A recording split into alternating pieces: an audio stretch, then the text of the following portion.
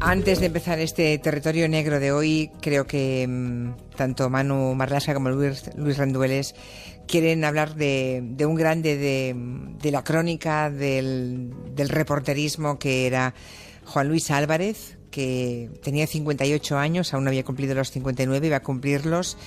Todos sus colegas le llamaban Fiti, y murió el pasado miércoles de un infarto fulminante.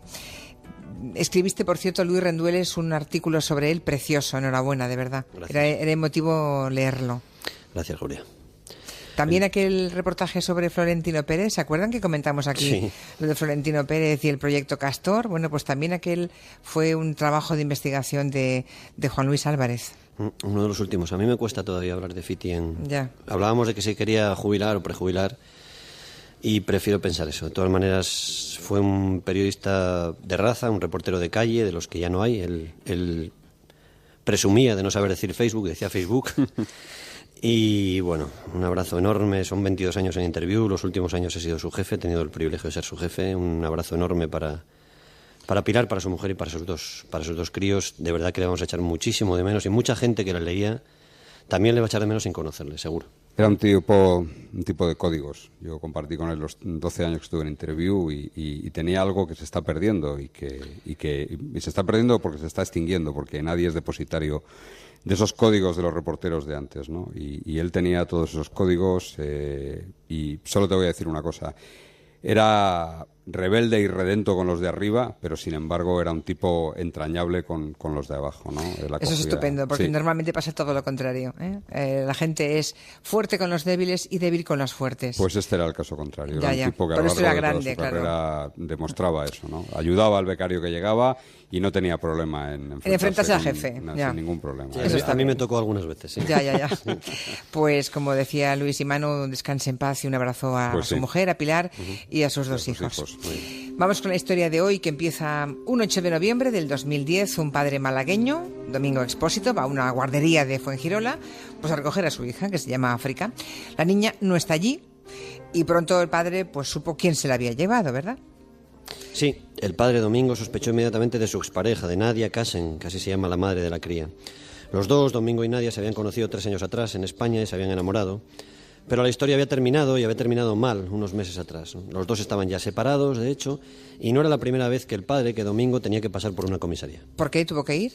Bueno, la separación había sido muy poco o nada amistosa. La madre Nadia había denunciado a su exmarido por malos tratos y fue archivada esta denuncia. Entonces, cuando el asunto de la custodia estaba en los tribunales, en los juzgados, la mujer lo que hizo fue ir por las bravas. Se llevó a su hija argentina, pero el padre no se rindió. Bueno, el padre, Domingo Expósito, que es un hombre de una familia humilde, más pequeño de 5 hermanos, decide dejarlo todo aquí en España y se va a Argentina, más que nada para poder seguir viendo a su hija, ¿no? Al menos un par de veces a la semana.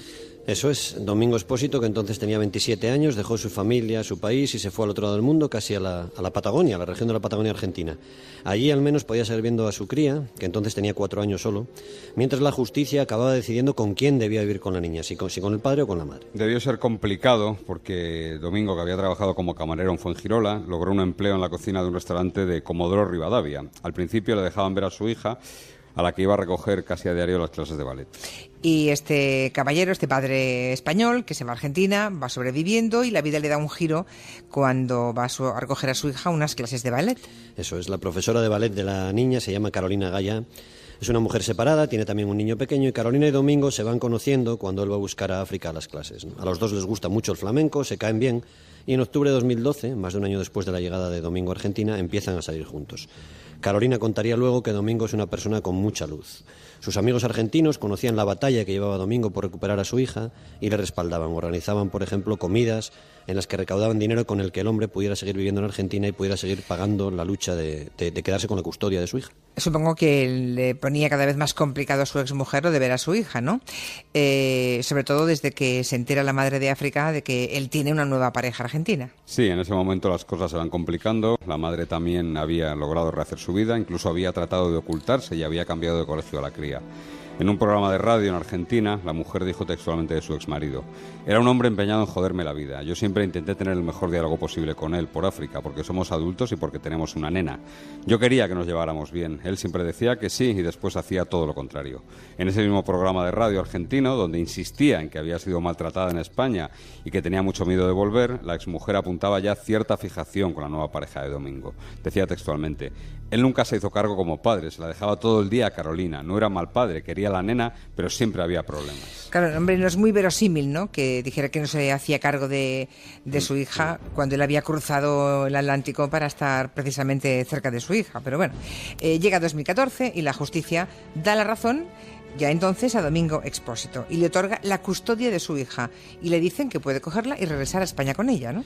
Una jueza de Fuengirola, en Málaga, decidió en febrero de 2014 darle la custodia a Domingo, al padre de África. Además, la magistrada ordenaba que la niña, que ya tenía 7 años, debía estar de vuelta en España antes del 22 de marzo de ese año. Domingo, el padre, se puso manos a la obra, no tenía dinero siquiera para los billetes de avión y sus amigos argentinos volvieron a ayudarle. Entre todos reunieron 2.900 euros. Con ese dinero, Domingo compró 3 billetes de avión para él, para su hija África y para su pareja, para Carolina. La fecha en la que iban a volver a España era casi simbólica, ¿no? Era el 19 de marzo, el Día del Padre. Pero la realidad es que ni el padre ni la niña cogen ese avión. No pudieron porque la madre no entregó a la niña. Denunció que unos días antes le habían robado el bolso, contó que dentro de ese bolso estaba el pasaporte de la cría, así que sin pasaporte pues no podía volver a España, tan sencillo como eso. Claro. Domingo no se rindió, no se creyó esa milonga, pero no se rindió. Pidió un nuevo pasaporte para su hija en el consulado español y la jueza amplió el plazo. La madre debería entregar a la niña 3 meses después, antes del 30 de junio de 2014.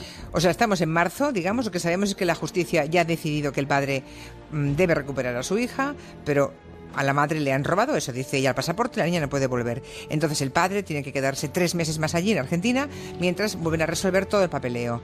Y esos 3 meses, ¿cómo son? Creo que no son nada fáciles, ¿no? No son fáciles. El padre de África comienza a recibir mensajes con amenazas en su teléfono móvil. Su nueva pareja Carolina, también recibe mensajes de texto que le dicen, por ejemplo: te vas a quedar sola. Una tarde, cuando Domingo va a ver a su hija, hay un incidente bastante revelador. Normalmente se la entregaban a la puerta de la casa de la abuela materna, pero ese día 2 hombres le dicen que no, que pase dentro. Domingo sabe que no debe pasar porque si entra le pueden acusar de incumplir el régimen de visitas y complicarse la vida. Decide quedarse fuera y esperar. Los hombres le dicen que si no pasa no va a ver a la niña. Domingo lo graba todo esto con su teléfono móvil, pero decide no pasar. Le queda muy poco tiempo realmente para recuperar a la niña y cree que todo era un montaje, una provocación para retrasar las cosas. Y a fin de cuentas el tiempo corría a favor del padre de África, ¿no? Llegó por fin el mes de junio, ya tenían que entregársela otra vez, pero el día 25, cuando va hacia su casa en Argentina, un coche le sigue. Sí, Domingo va en el coche con su pareja, con Carolina y con el hijo de ella, que tiene 4 años. Detrás va otro coche, un Volkswagen Golf, y le siguen hasta su casa, en el barrio 13 de diciembre, en Comodoro Rivadavia, en Argentina. Cuando aparcan, el otro coche aparca detrás de ellos, y un hombre alto y encapuchado sale del coche y se dirige hacia ellos. Domingo baja y pregunta qué pasa. El encapuchado no contesta, saca un Magnum del 44 y le dispara 3 veces en el cuello y en la espalda cuando trata de huir. Se mete en el coche y huye. En el suelo, escondidos detrás de una furgoneta, está Carolina con su hijo pequeño en brazos, que le dice textualmente: mamá, ¿está muerto? Y este pobre hombre muere allí, en una calle argentina, ¿no? 5 días antes de poder recuperar a su hija.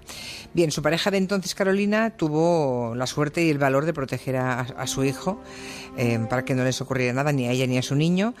Pero también anotó la matrícula del coche en el que huyó el asesino, ¿no? Sí, así es. Era un Golf, un Volkswagen Golf de color gris, matrícula FSN 655, y Carolina, la pareja de Domingo, recordó que lo había visto ese mismo coche aparcado semanas antes cerca de la casa de la madre. La policía argentina investiga el asesinato. Sus pesquisas están resumidas en un atestado de 153 páginas que tienen como primera pista el hallazgo del coche abandonado 3 días después del crimen en un barrio conflictivo llamado Las 1008 Viviendas. Y ese coche, imagino que ya da alguna pista. ¿Quién era el dueño de ese coche? La dueña era una mujer, pero no tiene nada que ver con la historia. En realidad, esa ciudadana argentina contó a la policía que en marzo de ese año había vendido el coche por internet. El coche estaba bastante cascado y ella se lo había vendido a un tipo apellidado Solís, no se acordaba del nombre de pila, que le había entregado 38.000 pesos. Lo que había ocurrido es que el comprador, ese tal Solís, no había comunicado el cambio de dueño del coche, que se había registrado a nombre de esta mujer. ¿Y quién es ese tal Solís? ¿Tiene algo que ver con este caso o no? Pues Solís debía ser Sergio Solís, el nuevo novio de la madre de África. La policía argentina Encuentra un testigo que dice que le vio conduciendo ese coche una semana antes del crimen. Pero hay un problema importante para la policía. Tanto Sergio Solís como Nadia, la madre de África, la exmujer del español asesinado, tienen coartada para el momento del crimen. Ellos, desde luego, no hay ninguna posibilidad de que lo hiciesen. O sea, ellos no pudieron disparar. Recordemos el testimonio de Carolina, eso de que el asesino era un hombre alto y fuerte encapuchado. Efectivamente, Carolina lo que cuenta la policía es: cuando vi a ese hombre encapuchado, alto y fuerte, vestido todo en negro, bajar del coche y venir hacia nosotros, yo supe que iban a matar a Domingo y también supe el porqué. Era una muerte, un crimen muy oportuno para la madre de África, ¿no? 5 días antes de entregar a su hija, el padre era asesinado, pero la policía tenía que encontrar pruebas. Y lo que hacen es poner la lupa, supongo, toda la atención sobre la exmujer del español asesinado y sobre el novio que tiene ella, este tal Solís del que estamos hablando. Se repasan teléfonos, se repasan ordenadores y así descubren, por ejemplo, que la exmujer que Nadia había buscado en Google en marzo del 2014, es decir, cuando la justicia iba a entregar, le había ordenado entregar a su hija, había puesto la siguiente búsqueda: ácido que disuelve la carne y el hueso. La policía argentina rescata también conversaciones de WhatsApp en las que Nadia, la madre de África, habla con una amiga, se llama Cintia. Le anuncia que su hija tiene que irse en marzo a España, pero le dice textualmente: yo voy a hacer de todo y si no, el plan B. La amiga le contesta que alguien le ha comentado que saben de un sicario y la exmujer de Domingo Expósito responde: todos lo quieren muerto. Y claro, de los teléfonos de Nadia y de su novio se rescata un detalle curioso, que es que ellos habían borrado los números de 2 personas. Uno de ellos es el muerto, Domingo Expósito, su exmarido, normal, si está muerto que lo borren. Pero ¿de quién era el segundo número que borraron? El otro número que han hecho desaparecer de sus agendas, los dos, tanto ella como el novio, es el de un hombre que se llama Miguel Ángel González, que es hermanastro de Solís, el sospechoso novio de la madre. La policía argentina descubre que 1 hora después del asesinato del español, a las 11:04 de la noche de ese 25 de junio, González escribe a Solís un mensaje muy breve: ya está, todo esto con muchas AES, ¿vale? Yeah. Ellos dos y otros 2 amigos más crearon un grupo de WhatsApp donde se daban consejos sobre cómo manejarse y qué decir si les llamaba la policía. Y falta un hombre todavía en esta trama para cargarse, para matar al padre español, ¿no? El hombre que escribe cuando se entera de que la policía tiene el coche en el que ha huido el sicario, escribe un mensaje muy clarito. Ojalá no saquen nuestras huellas. Yo voy a necesitar moneda. No tengo abogado. Hay como 7 de la científica. Se refiere a 7 agentes de policía argentina que están registrando el coche. Este supuestamente era el autor material del asesinato de Domingo Expósito. El problema es que el teléfono desde el que enviaba el mensaje era lo que en Argentina llaman un chip volado, una tarjeta prepago que no está a nombre de nadie, ¿no? La policía encontró finalmente al usuario, un tal Gonzalo Velázquez. Semanas después, además, los resultados de Policía Científica Argentina permitieron encontrar una huella en el coche del crimen. Era también de un tal Gonzalo Velázquez. Y 16 meses después del asesinato de Domingo Expósito en Argentina, en octubre de este año, la Policía Argentina detiene a todo un grupo criminal, ¿no? Sí, son su exmujer Nadia, su pareja Sergio Solís, que están acusados de ser los autores intelectuales, los inductores, los que encargaron el crimen. Y hay otros 2 tipos detenidos, Miguel Ángel González y Gonzalo Velázquez, que están acusados de ser los que cometieron el crimen, los que lo ejecutaron. Uno fue el que llevó el coche y el otro bajó y disparó al español. Todos dicen ser inocentes, todos mantienen su inocencia. En casa de la mujer, por cierto, la policía encontró ese pasaporte de la niña que dijo que le habían robado para evitar que en marzo del 2014 volviera a España. Pues ahí estaba. Los 4 permanecen en prisión esperando el juicio y en Argentina se enfrentan a una cadena perpetua porque el crimen está agravado por parentesco y por lo que ellos llaman remuneración económica. Oye, ¿y se sabe cuánto llegó a pagar para que matara a ese sicario a su exmarido y padre de su hija? No, la policía argentina solo tiene el testimonio de un confidente que asegura que se ofrecía 50.000 pesos por matar al español, así textualmente. Es decir, la vida del español de Domingo Expósito valía 4.675 euros. 4.675 euros, qué barato, ¿verdad? Pues sí. Todo esto arranca en su momento con la pelea por la custodia de una niña de África Expósito. ¿Dónde está ahora esta niña? La niña va a cumplir 8 años muy pronto y vivió con la madre hasta que fue detenida la madre por matar a su padre. Ahora, con la madre en prisión, sigue viviendo en Argentina, en casa de la abuela materna, concretamente. En Málaga, la otra abuela, la paterna, doña Josefa, intenta luchar junto con su abogado, con Manuel Huerta, para lograr aquello que no pudo conseguir Domingo Expósito, es decir, traer a la cría de vuelta a España y por fin volver a verla. Pero no es fácil, ¿no?, que lo consiga.